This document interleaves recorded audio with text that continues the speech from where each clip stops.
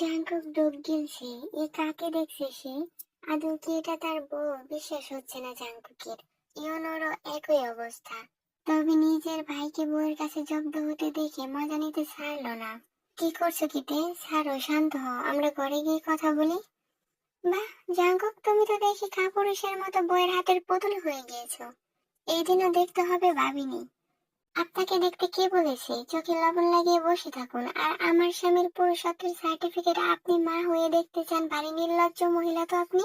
আয়ু অপমানে ওখানে আর দাঁড়ালো না, দ্রুত পায়ে নিজের রুমে চলে গেল। ইতু শান্ত হলো না। জাঙ্কু কিছু বলতে মুখ খুলবে তার আগেই রোজ আসলো হাতে খাবার প্লেট। কিছু না বলে রোজ জেনি আর ইনুকে খেতে বলে জাঙ্কুকে নিয়ে রুমে চলে গেল। আজকে ভাইজানের খবর আছে জেনি, ভাবিজান মেলা রাইগা গেছে। সে বলতে বেচারা সিংহ হয়ে বইয়ের সামনে বিড়াল হয়ে আছে, দেখো না। যাই বলো তোমরা, বাবির কিন্তু সাহসের তারিফ করতে হয়। যে ভাইজানের সামনে কেউ উঁচু কণ্ঠে কথা বলতে ভয় পায়, সেখানে ভাবি কি করলো দেখতেই তো পেলে। ভাবির মেলা সাহস। এখানে সাহসের ব্যাপার থাকলেও জাঙ্কুক ভাইয়ের সামনে টেকা কঠিন রোজ। ভাই ভাবিরে ভালোবাসে, নইলে ভাবির এসব কাণ্ড কারখানার পর ভাবির জায়গায় অন্য কেউ থাকলে ডাইরেক্ট কবরে যেত। স্ত্রীর গায়ে হাত তোলা কিংবা স্ত্রীকে শাসনের নামে বাজে ভাষায় গালি দেওয়া প্রকৃত পুরুষের কাজ নয়। একজন প্রকৃত পুরুষ এবং আদর্শ স্বামীর ঘরের বাইরে যেমনই হোক, ঘরে স্ত্রীর কাছে বেজা বিড়াল হয়ে থাকতে স্বাচ্ছন্দ্য বোধ করে। আর সেটা যদি হয় নিজের শখের নারী, তাহলে তো কথাই নেই। দুনিয়ার সব একদিকে আর নিজের ব্যক্তিগত নারী আরেক দিকে, এর উপর যদি হয় হালাল বউ। স্বামী স্ত্রীর সম্পর্ক যেমনি হোক, কোনো স্ত্রী অন্য কারোর সাথে নিজের স্বামীর ভাগ ছাড়তে রাজি না। তাই তো আয়ুর যখন জাঙ্কুকের সাথে অমন চিপকে যাচ্ছিল, তেই সহ্য করতে না পেরে এমন সব কাণ্ড ঘটালো। রুমে আসতে তের হাত থেকে প্লেট নিয়ে টেবিলের উপর রেখে তেকে নিজের সাথে মিশিয়ে নিল জাঙ্কুক। তের শরীর রাগে এখনো কাঁপছে। ভালোই বুঝতে পারলো সে, বউ মুখে যতই না করুক তাকে ভালোবাসে না, কিন্তু আজকের ব্যবহারে একটু হলেও বউয়ের মনের টাকে নিয়ে যে টান আছে সেটা বুঝতে পেরেছে জাঙ্কুক। একটু আগের কথা ভেবে ঠোঁট প্রসারিত হলো তার। তে নিজেও জাঙ্কুকের বাহুতে গিয়ে শান্ত হলো। এভাবে কিছুক্ষণ থাকার পর তে নিজেকে ছাড়িয়ে জাঙ্কুককে টেনে নিয়ে বসালো।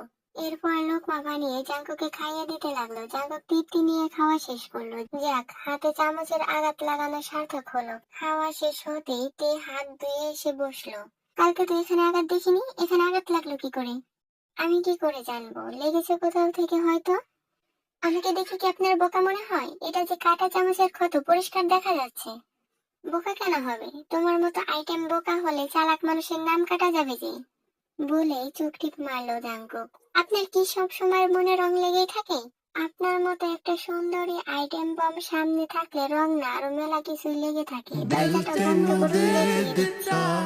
অসভ্য পুরুষ।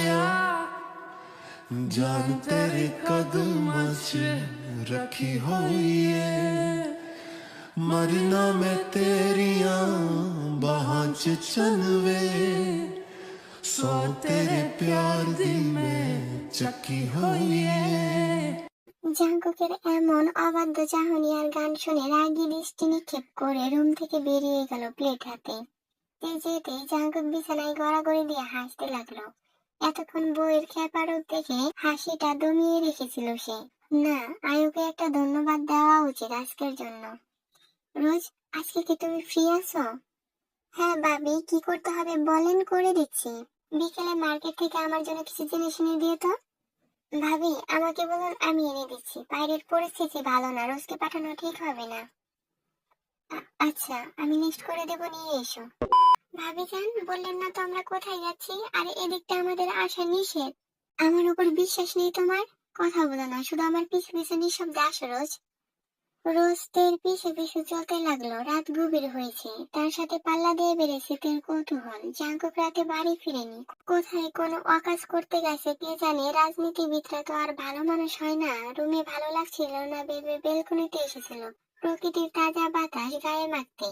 তখনই হঠাৎ বাড়ির পেছনের দিকে আগুন জ্বালিয়ে কাউকে যেতে দেখে থাকতে না পেরে রোজকে নিয়ে বেরিয়ে আসে। জাঙ্কুক বাড়িতে না আসায় ভালোই হয়েছে একদিক দিয়ে। বাড়ির পেছনের প্রাচীরের একদিকে একটা বড় লোহার গেট, কাছে না এসে বোঝার উপায় নেই, লতা পাতা দিয়ে ভর্তি, তবে সূক্ষ্মভাবে দেখলে বোঝা যায় এখানে যাতায়াত বিদ্যমান। নিঃশব্দে তে লোহার গেট ধাক্কা দিয়ে ভিতরে ঢুকলো। পিছনে রোজ, মেয়েটা বরাবরই সহজ সরল আর ভীত প্রকৃতির, ভয় পাবে ভেবে তে শক্ত করে রোজের হাত ধরে সাবধানে এগিয়ে গেল সামনে। ভাবি, তুমি কিছু শুনতে পাচ্ছ? শব্দ করো না রোজ, শব্দটা আমিও শুনতে পাচ্ছি। দেখে পা ফেলো।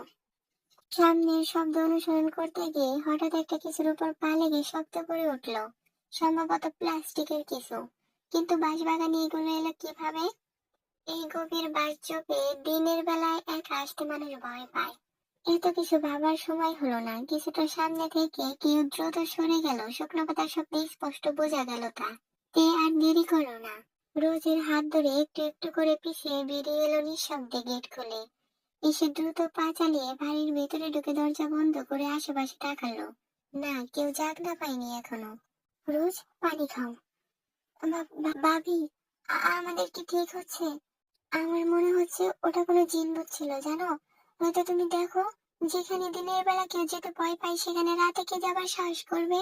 তাছাড়া ভাইজানদের বাঁশবাগানের পরেই বিরাট জঙ্গল, পর খাল, ওই যে নদীর মতো এঁকে বেঁকে যায় না ওগুলো। পানি বেশি না হলেও অনেক গভীর।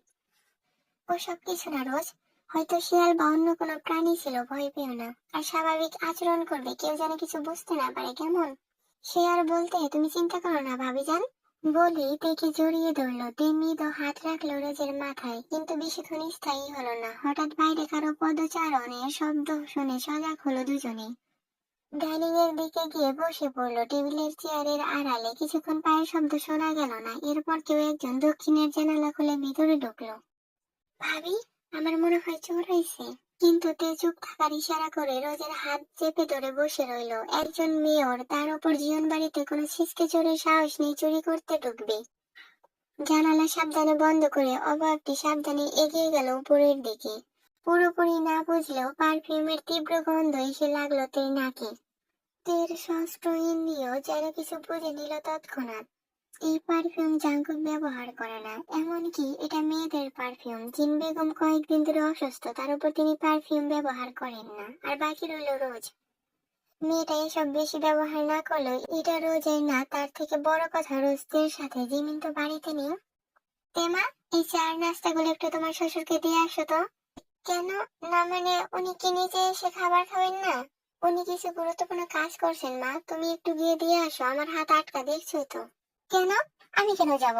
ওনার দ্বিতীয় স্ত্রী আছেন, তিনি দিয়ে আসুক। তাছাড়া আমি এখন অব্দি দেখলাম না স্বামী স্ত্রীর মতো সম্পর্ক ওনাদের মধ্যে। ব্যাপারটা কেমন জটিল মনে হচ্ছে না মা? আয়ু সকালে বেরিয়েছে, একটু জানা, বেশি দেরি করলে লোকটা রাগ করবে। আর কথা বাড়াস না মা। তুই কিছু না বলে খাবারটি হাতে করে এগিয়ে গেল দরজার দিকে। দরজার সামনে গিয়ে কিছুক্ষণ দাঁড়িয়ে দরজায় টোকা দিতেই নামজন ভিতরে যেতে বলল। তে ভিতরে গিয়ে খাবার রেখে ঘুরে আসতে নিলেই নামজনের শীতল কণ্ঠে কয়েকটা বাক্য ভেসে এলো।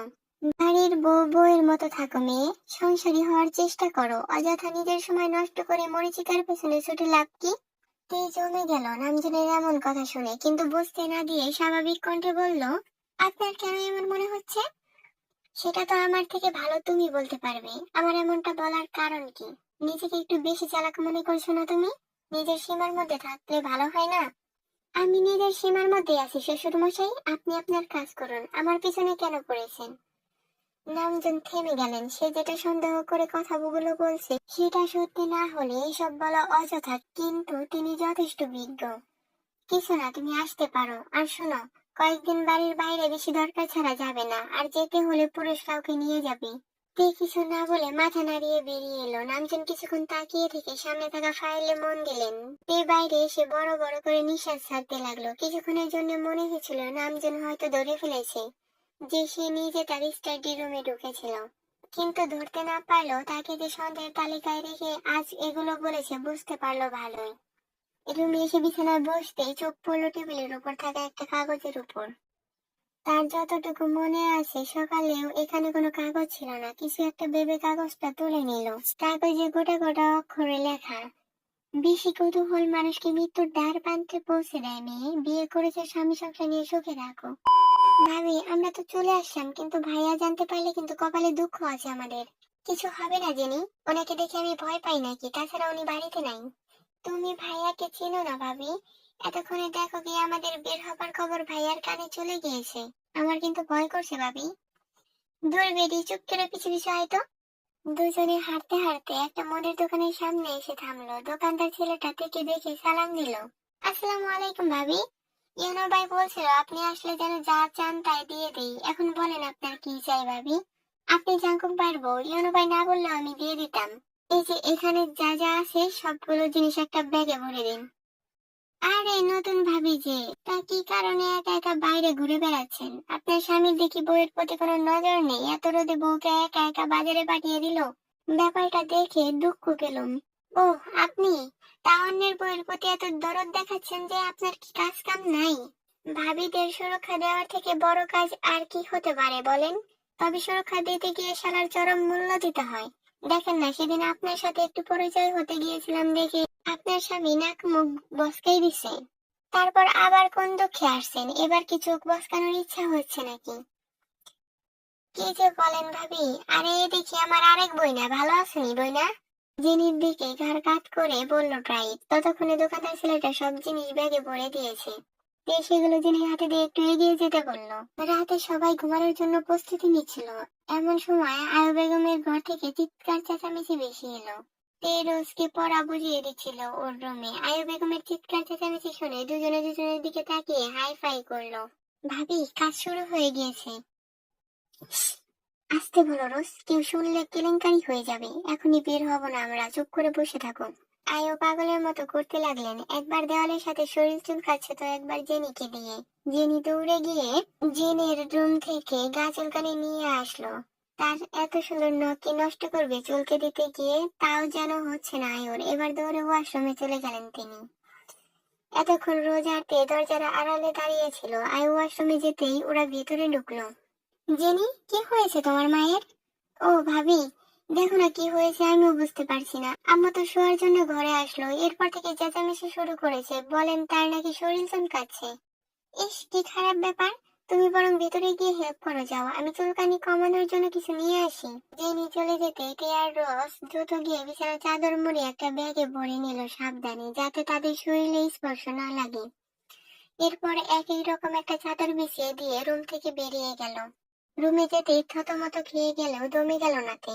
জাঙ্কুক বিছানায় শুয়ে শুয়ে ফোন টিপছে। তে উপেক্ষা করে ওয়াশরুমে চলে গেল। বেরিয়ে এসে স্বাভাবিক ভাবে দৈনন্দিন দিনে ঘুমানোর আগে যেসব কাজ করে সেগুলোই করতে লাগলো। আমার ঘুম পাচ্ছে বউ। আপনাকে ঘুমাতে মানা করেছে কে? ঘুম পাচ্ছে ঘুমান। শালি, একটু ভালো করে কথা বলতে পারিস না? না শালা, আপনার সাথে কথা বলতে গেলে ভালো কথা বের হয় না। তা বের হবে কি করে? কি একটা বাল বিয়ে করছি, সবসময় তেরামি করে। তোমাকে বিয়ে করার জন্য কি বলছিলাম আমি আজাইরা? রাগ করে না বউ, আমার সত্যি ঘুম পাচ্ছে, লাইটটা বন্ধ করে দাও। তে তাও কিছু না বলে নিজের মতো কাজ করতে লাগলো। জাঙ্কুক পেছন থেকে এসে জড়িয়ে ধরে গলায় নাক ঘষে শ্বাস টেনে নিল। অতঃপর গলায় ছোট ছোট চুমু দিতে দিতে জোর করে বিছানায় নিয়ে যায়। কি করছেন কি? ছাড়ুন। ছাড়ার কথা বললে একদম জানে মেরে দেবো পাখি। আমার আদর পাচ্ছে খুব, একটু আদর করতে দাও। বলে তেকে কিছু বলার সুযোগ না দিয়ে বিছানায় শুয়ে ঠোঁটে চুমু খেতে লাগলো। আর এক হাত চালাতে লাগলো শরীরের আঁকা বাঁকা রাস্তা ধরে। তিনি নিজেও বেসামাল হচ্ছে জাঙ্কুকের ছোঁয়ায়। জাঙ্কুক এক পর্যায়ে তের জামা টেনে ছিঁড়ে ফেললো, ঠোঁট ছেড়ে মুখ ডোবালো গলায়।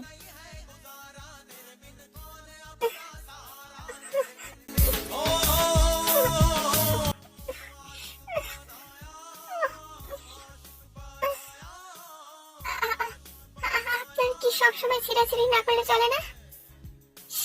কথা বলে না বউ, আদর করতে দাও। বলে ঠোঁট নিয়ে রাখলো তের ঠোঁটে। সে ভালো করেই জানে বইয়ের ঠোঁট খোলা রাখা মানে নিজের লস, তাই কথা বলার কোনো সুযোগই দিবে না। তেকে চুমু খেতে খেতে জাঙ্কুকে এক হাত দিয়ে দুজনকে আন্ডাজ করে ফেললো। এরপর পজিশন ঠিক করে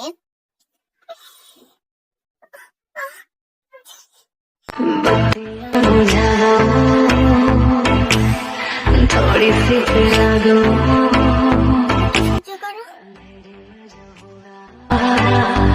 আমার লাগছে। भुला दो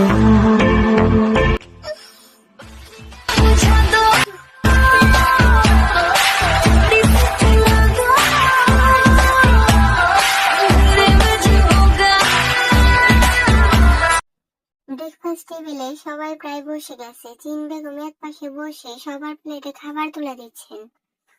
জিমিন নেই, সুগার সঙ্গে ঢাকায় গেছে। ইউনো চুপচাপ নিজের খাবার খাচ্ছে আর জাঙ্কুক চেয়ারে হেলান দিয়ে বসে মাঝে মাঝে চারপাশে তাকাচ্ছে।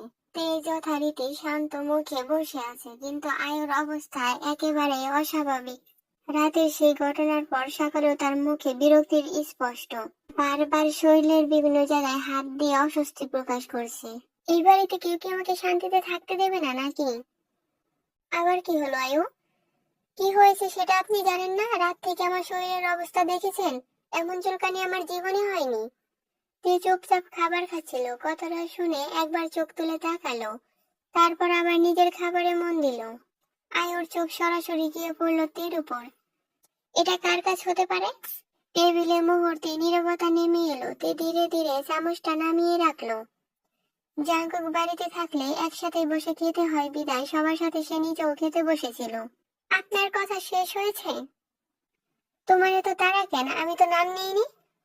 নাম না নিয়ে যখন চোখ দিয়ে আমাকে দেখিয়ে দিচ্ছেন তখন নামটাও বলে ফেলুন, অন্তত বুঝবো অভিযোগটা কি। তুমি ছাড়া আর কে করবে বলো? আপনার ঘরে আমি ঢুকেছি, এমন কোনো প্রমাণ আছে? প্রমাণ? প্রমাণ থাকলে তো চোর বলে চিৎকার করতে হয় না, তোমার ব্যবহারই যথেষ্ট। তে মৃদু হেসে উঠল। বাহ, তাহলে প্রমাণের দরকার নেই, আপনার ধারণাই যথেষ্ট। ইউনো নিচের দিকে তাকিয়ে মুখ লুকিয়ে হাসতে লাগলো। জাঙ্কুক ইতিমধ্যে খাবার খাওয়া বন্ধ করে পুরো মনোযোগ দিয়ে সামনের দৃশ্য উপভোগ করতে ব্যস্ত। তার ঠোঁটের কোণে চাপা হাসি। তুমি আমাকে অপমান করছো? আপনি নিজেই নিজেকে অপমানিত করছেন, আমি শুধু উত্তর দিচ্ছি। তোমার মতো একটা মেয়ে এই বাড়িতে আসার পর থেকেই অশান্তি শুরু হয়েছে। অশান্তি? অশান্তি যদি আমি হয়ে থাকি তাহলে আমার সাথে লাগেন কেন?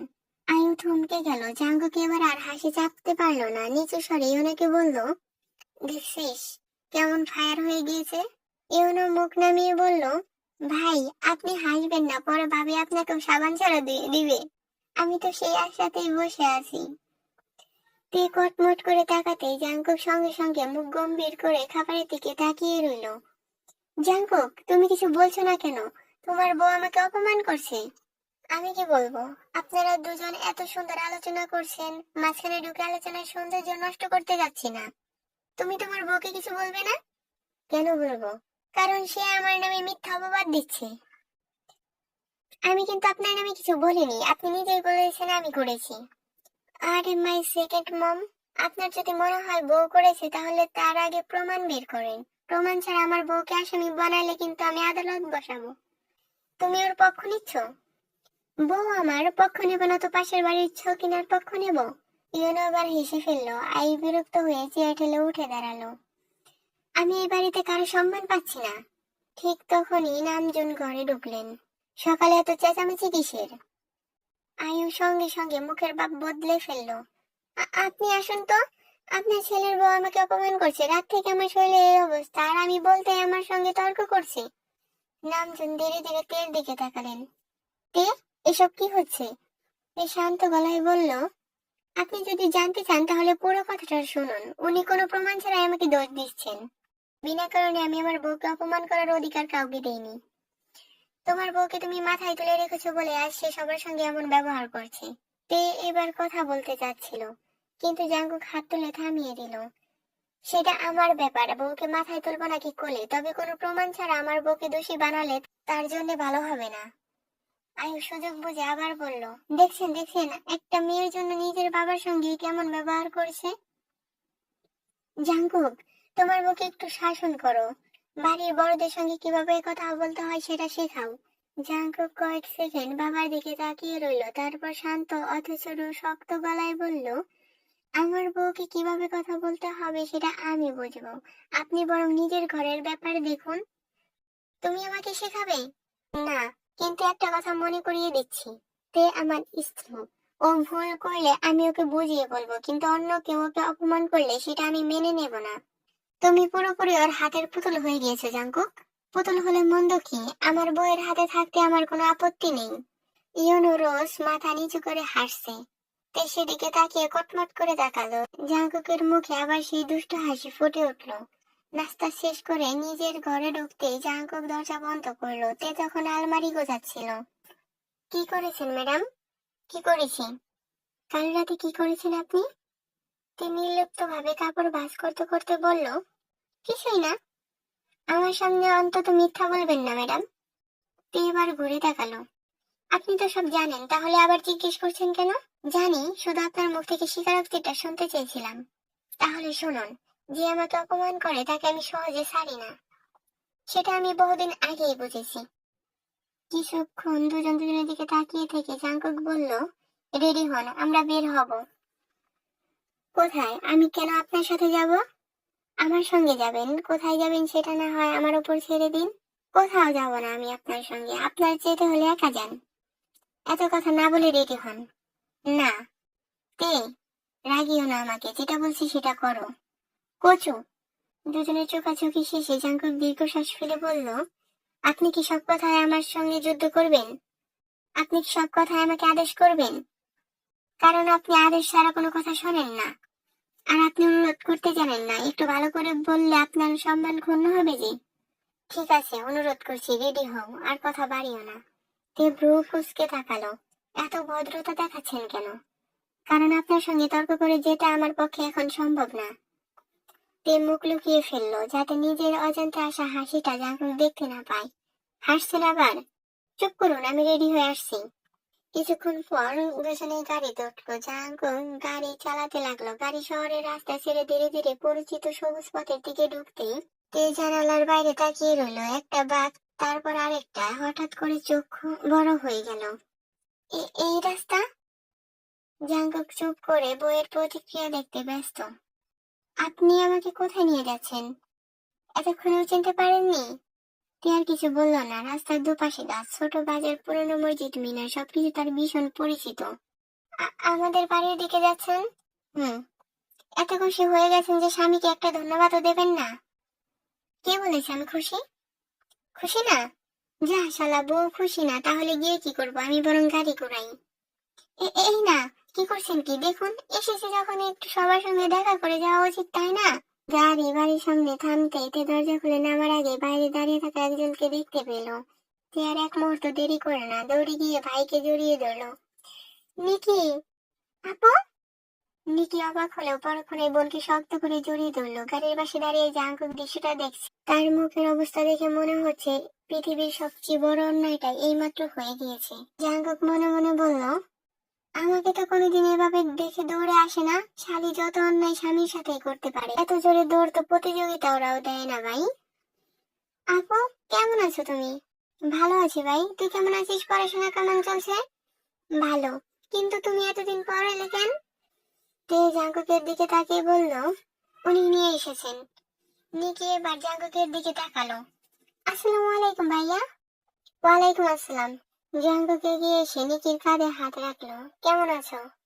ভালো আছি ভাইয়া। তে সঙ্গে সঙ্গে বলল, ভেতরে চল। মা কোথায়?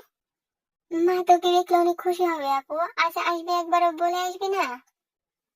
তে পিছন ফিরে একবার তাকালো। আপনি চাইলে গাড়িতে বসে থাকতে পারেন।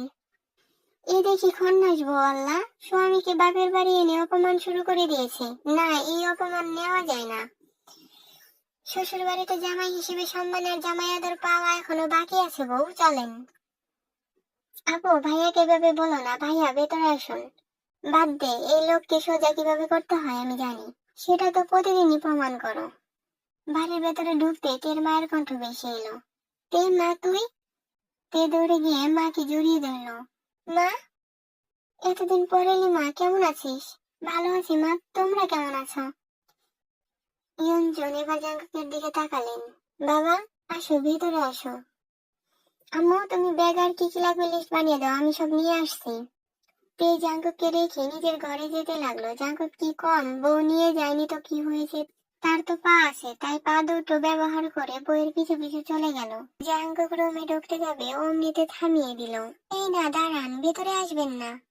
সি বউ, বাপের বাড়ি আসার সাথে সাথে এমন খন্নাস মার্কা ব্যবহার শুরু করে দিলে কেন? কচু, সব কথার মধ্যে আজাইরা কথা না ঢুকালে হয় না? আমি না থাকা এখানে কেউ আসেনি, ধুলো পড়েছে একটু একটু। আপনার তো ধুলোবালিতে অ্যালার্জি, তাই বলছি। সবসময় এক অক্ষর বেশি না বুঝলে হয় না? বউয়ের কথা শুনে জাঙ্কুক ধন্য। তার বউ যে তার কথা ভাবে এটাই অনেক। এমনকি তার কিসে অ্যালার্জি সেটাও মনে রেখেছে মেয়ে। জাঙ্কুক মনে মনে হাসে। ভালো না বেশ যেভাবে আগলে রাখেন, আমার তো আপনার ভালোবাসা পাওয়ার লোভ জাগতেছে ম্যাডাম। তে কানে নেয় না সেসব, বারান্দায় একটা চেয়ার এনে দেয়, ততক্ষণে ইয়ঞ্জন ঠান্ডা শরবত বানিয়ে এনেছে। একে বাবা, তুমি এখানে বসে আছো? তে কোথায়? তে, এতে জামাইকে বাইরে কেন বসিয়ে রেখেছিস? আম্মা জান যে এতদিন পর মেয়ের জামাই আসছে, কই আদর আপ্যায়ন করবেন, সেটা না করে আপনার জল্লাদ মেয়েকে কেন ডাকছেন? বাবা তুমি শরবতটা খাও, আমি হাত পাখা নিয়ে আসছি, মেয়েটা কি যে করে না। বলেই রঞ্জন চলে গেলেন। জাঙ্গল শরবত শেষ করে তেকে ডাকতে লাগলো, বউ শুনছেন, এই জাগরে একটা মহিলা।